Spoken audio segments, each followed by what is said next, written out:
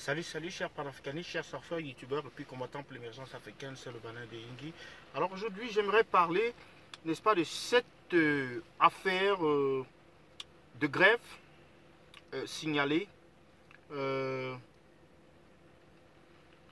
au niveau de la Poste. Je vais vous lire donc cet extrait venant de M. Paul Tchouta. C'est mauvais à la Campost. Tous les employés envisagent une grève sur tout le Cameroun. Ils en ont marre. Oui, ils en ont marre. Trop, c'est trop. Les employés de la Campost sont à bout. Depuis qu'ils se plaignent, personne ne les écoute. Pourtant, voici seulement ce qu'ils réclament. Le paiement des salaires mensuels dans les délais prévus par la convention collective des entreprises. L'application des résolutions de la commission paritaire d'avancement et de reclassement de mai 2018 avec effet financier. Le recrutement des agents publics conformément aux spéculations de la convention collective. Le paiement du service postal universel par l'État. La tenue d'une commission d'avancement pour les années 2017-2018. Le respect et l'application de la convention collective de banque. Le versement du solde de tout compte du personnel retraité, etc. Ces employés, 1500 environ, regroupés autour de la section syndicale de la Campost, après Assemblée générale, ont écrit au Premier ministre le 19 novembre dernier pour le notifier sur le mot d'ordre de grève dans toute l'étendue du territoire national.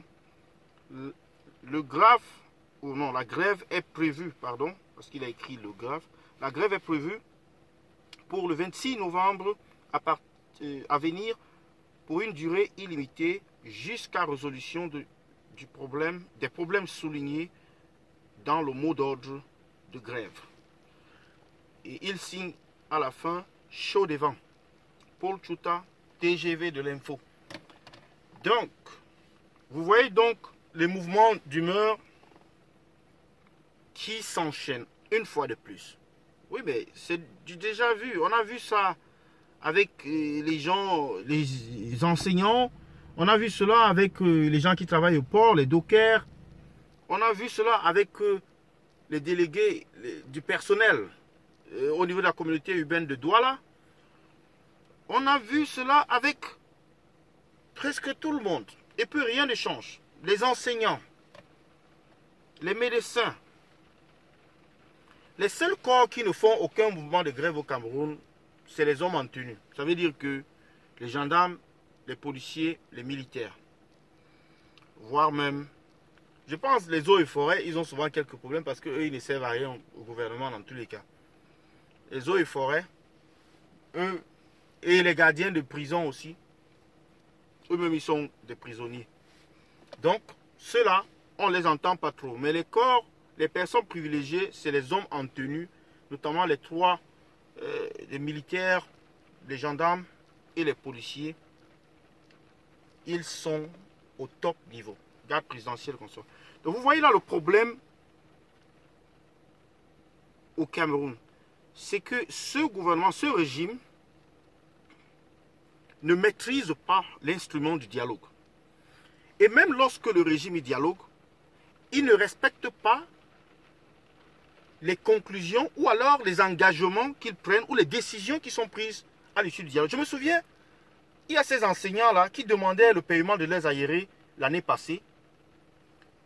On les a fouettés, on les a tabassés et on ne leur a rien donné. On leur a fait des promesses qui ne se sont jamais réalisées. C'est pareil là, pour ces gens-ci. C'est pour cela que je vous dis, une révolution, c'est quoi? Une révolution, ce n'est pas une bombe atomique. C'est un tout petit truc comme ça qui engendre, n'est-ce pas, un effet de domino.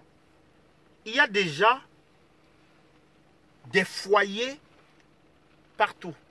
Il y a déjà des mécontentements partout. La société camerounaise est en ébullition. Elle est en manque, elle est en n'est-ce pas,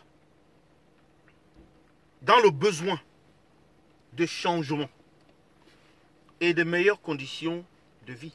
C'est de cela qu'il est question. Ceux-ci, je ne sais pas comment ça va se passer, s'ils auront le courage de marcher, parce que les gens de la MIDA, souvenez-vous, la MIDA, mais on a oublié. La MIDA, pourtant, leur argent, le gouvernement a quand même pris le reste de leur argent, mais on a oublié. On a oublié la MIDA. Personne ne parle, mais le Camerounais, c'est un être super magnifique. Je dis, il est magnifique. C'est-à-dire, on vous prend votre argent. Qu'est-ce qu'on n'a pas encore fait? C'est-à-dire, au Cameroun, il est possible, n'est-ce pas, qu'on ait eu au moins 10 révolutions ou 10 guerres. Il y a le lac Nyos, il y a Ansam, il y a Ezeka, il y a Koumateke, il y a les accidents de circulation, il y a le nord-ouest, nos frères qui meurent là-bas, nos frères qu'on tue là-bas, et apparemment le dialogue n'aura presque jamais lieu. Et vous allez blâmer les anglophones pour le dialogue, alors que le gouvernement camerounais lui-même n'est pas un interlocuteur crédible. C'est-à-dire un interlocuteur qui s'engage et qui respecte ses engagements. C'est un gouvernement qui, à plusieurs reprises, n'a jamais respecté ses engagements. Donc c'est ce que je soumets à votre appréciation aujourd'hui. C'est le Banin de Yingui. J'attends vos commentaires à ce sujet. Merci et à bientôt.